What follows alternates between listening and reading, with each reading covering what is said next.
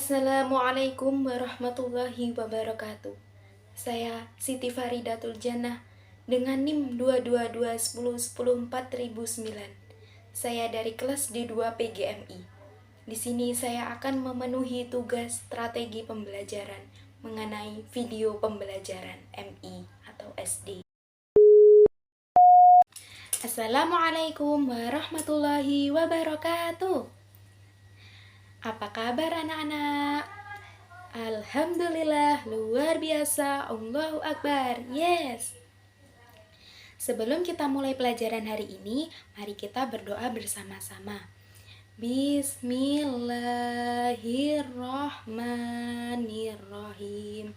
Raditu billahi robba wa bil islami dina wa bi muhammadin nabiyyan wa rasulah. Rabbi sidni ilma warzuqni fahma. Amin ya rabbal alamin. Hari ini kita akan belajar tentang rukun iman. Apakah kalian tahu rukun iman itu apa sih? Belum tahu ya? Nah, maka dari itu hari ini kita belajar bersama-sama. Rukun iman. Rukun artinya pondasi atau dasar.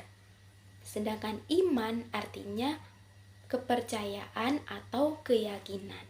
Jadi, rukun iman artinya dasar kepercayaan umat Islam. Jadi umat Islam itu harus mempunyai iman. Iman diartikan sebagai meyakini dalam hati, mengucapkan dengan lisan, dan mengamalkan dengan perbuatan. Rukun iman itu ada 6. Yang pertama, iman kepada Allah. Yang kedua, iman kepada malaikat Allah. Yang ketiga, iman kepada kitab-kitab Allah. Yang keempat, iman kepada Nabi dan Rasul Allah. Yang kelima, iman kepada hari kiamat atau hari akhir. Dan yang keenam, iman kepada takdir Allah, yaitu qada dan qadar. Nah, Ibu akan menjelaskan rukun iman satu persatu. Yang pertama, iman kepada Allah. Artinya kita harus percaya bahwa Allah itu ada. Lantas bagaimana sih cara kita beriman kepada Allah? Yaitu pertama dengan meyakini bahwa Allah telah menciptakan dan mengatur segala sesuatu yang ada di semesta ini. Yang kedua, dengan mengimani sifat-sifat Allah dan nama-nama Allah, yaitu Asmaul Husna. Yang ketiga, yaitu dengan menjalankan perintah-perintah Allah dan menjauhi larangan-larangan Allah.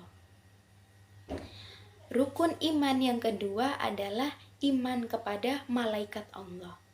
Malaikat itu tercipta dari nur atau cahaya. Malaikat diartikan sebagai makhluk ciptaan Allah yang senantiasa beribadah atau sangat taat kepada Allah.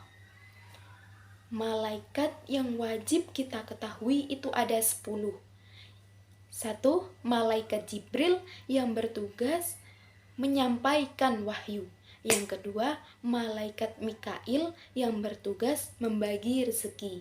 Yang ketiga, malaikat Israel yang bertugas mencabut nyawa. Yang keempat, malaikat Israfil yang bertugas meniup sangkakala. Yang kelima, malaikat Raqib yang bertugas mencatat amal baik manusia.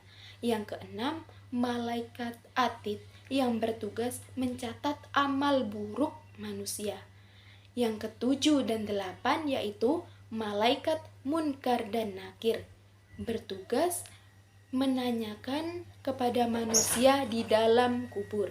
Yang kesembilan adalah malaikat Ridwan yang bertugas menjaga surga. Dan yang ke-10 adalah malaikat Malik yang bertugas menjaga neraka. Yang ketiga, iman kepada kitab-kitab Allah. Artinya kita harus percaya bahwa Allah telah menurunkan kitab-kitabnya kepada nabi dan rasul.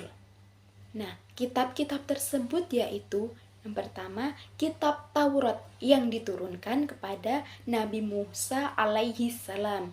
Yang kedua, kitab Zabur yang diturunkan pada Nabi Daud. Yang ketiga, kitab Injil yang diturunkan kepada Nabi Isa.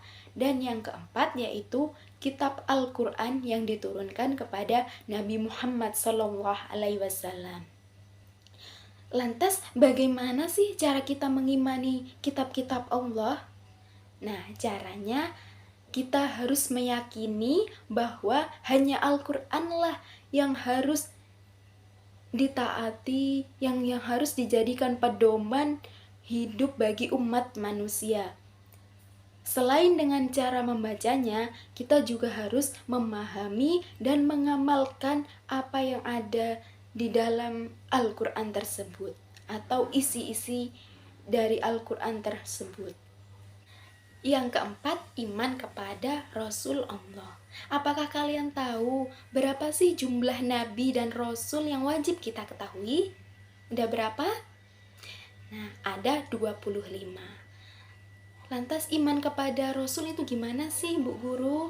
Nah, artinya kita harus percaya bahwa Allah itu telah mengutus nabi dan rasul untuk mengajarkan ajaran agama Allah. Rasul membimbing manusia ke jalan yang benar.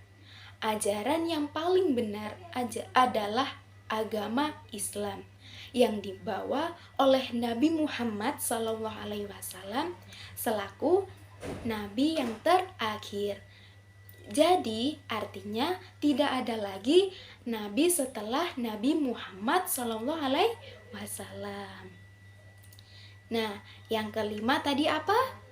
Benar, iman kepada hari akhir atau hari kiamat. Artinya kita harus percaya bahwa hari kiamat itu akan terjadi. Namun manusia tidak tahu kapan sih itu akan terjadi. Yang tahu adalah Allah Subhanahu wa Ta'ala. Hari kiamat itu apa sih? Hari kiamat itu hari berakhirnya atau hari kehancurannya dunia ini. Jadi artinya semua makhluk Allah itu akan mati, akan hancur, dan hanya Allah lah yang tetap, yang kekal abadi. Kita juga harus percaya bahwa ada kehidupan selanjutnya setelah di dunia ini, yaitu kehidupan di akhirat. Apabila kita berbuat baik, suka menolong, suka memberi, bersedekah, maka nanti kita akan masuk surga. Namun apabila kita berbuat buruk seperti mencemooh, tidak pernah sholat, maka kita nanti akan masuk neraka. Nah, di anak-anak kita harus selalu berbuat kebaikan. Rukun iman yang keenam, iman kepada takdir Allah, qada dan qadar. Takdir itu sendiri diartikan sebagai ketentuan Allah. Qada artinya ketentuan Allah tentang makhluknya sebelum dilahirkan di dunia hingga meninggal. Sedangkan qadar diartikan sebagai perwujudan ketentuan Allah tentang makhluk yang telah, sedang, dan akan terjadi. Jadi, segala sesuatu yang terjadi di dunia ini itu adalah ketentuan dari Allah. Nah, jadi kita kan sudah mengetahui apa sih itu rukun iman dan apa sajakah itu rukun iman. Untuk memperkuat ingatan kita tentang rukun iman, Ibu mempunyai sebuah lagu tentang rukun iman. Mari kita menyanyikan bersama-sama. Rukun iman ada 6. 1 kepada Allah, 2 kepada malaikat, Ketiga, kepada kitab. Rasul. Keempat, kelima, hari kiamat. Keenam, qada dan qadar. Rasul. Keempat, kelima, hari kiamat. Keenam, qada dan qadar. Itulah rukun iman. Itulah rukun iman. Nah, pembelajaran hari ini mari kita tutup dengan bacaan hamdalah secara bersama-sama. Alhamdulillahi Rabbil Alamin. Sekian pembelajaran dari Ibu hari ini, kurang lebihnya mohon maaf. Wassalamualaikum warahmatullahi wabarakatuh.